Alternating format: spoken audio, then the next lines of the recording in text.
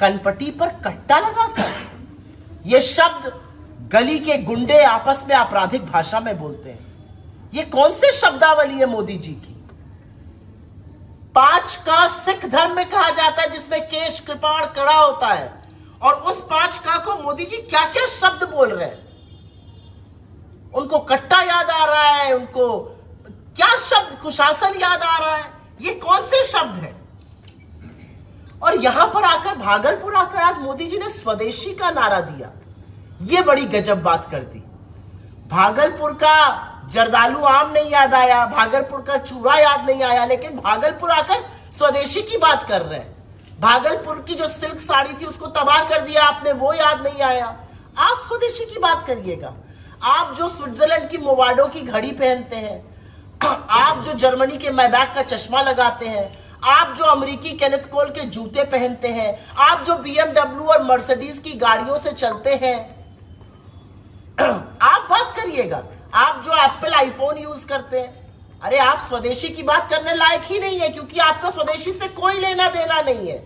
आप सिर से पांव तक विदेशी सामान में डूबे हुए विदेशी चीजों का इस्तेमाल करते हैं। और असलियत यह है कि आपकी सरकार के कार्यकाल में देश की चीन पर निर्भरता बढ़ाने का काम आपने किया है। आप आरजेडी की सरकार को, कांग्रेस को कोस रहे हैं। 20 साल से सत्ता में आप हैं। रिपोर्ट कार्ड देने का टाइम है बिहार में।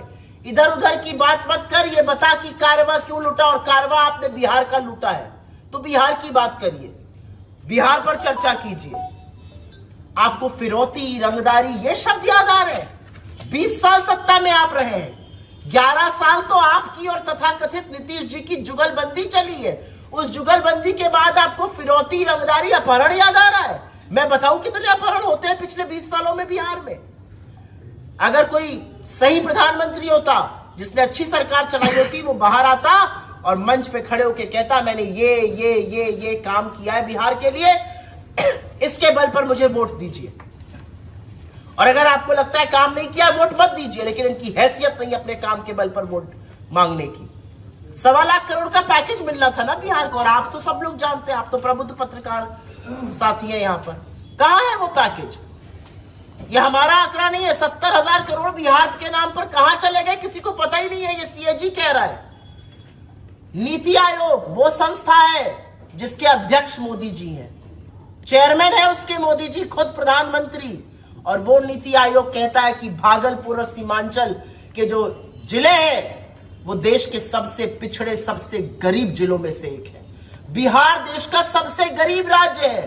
बिहार की औसत आय झारखंड की आधी और ओडिशा की 1/3 है। कैसे हो गया? 20 साल से तो सत्ता आपके हाथ में है। इसके लिए भी किस नेहरू को ब्लेम करिएगा?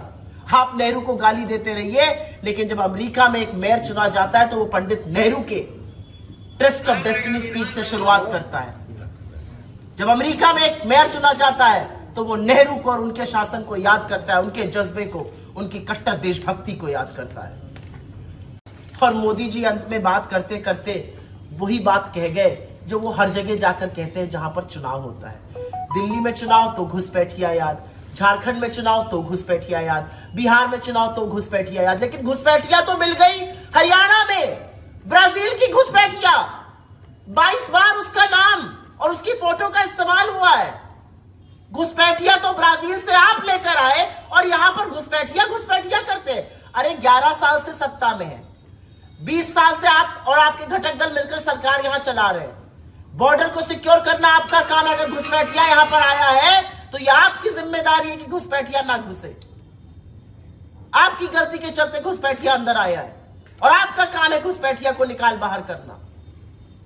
लेकिन कोई घुसपैठिया नहीं है। घुसपैठिया तो असल में ब्राजील से आई है, जो 22 जगह रजिस्टर्ड है 10 बूथों पर, और वो खुद हंसी उड़ा रही है हमारे इलेक्शन सिस्टम की, जो मिली भगत नरेंद्र मोदी और ज्ञानेश गुप्ता और पूरी संस्था मिलकर कर रही है वोट चोरी का।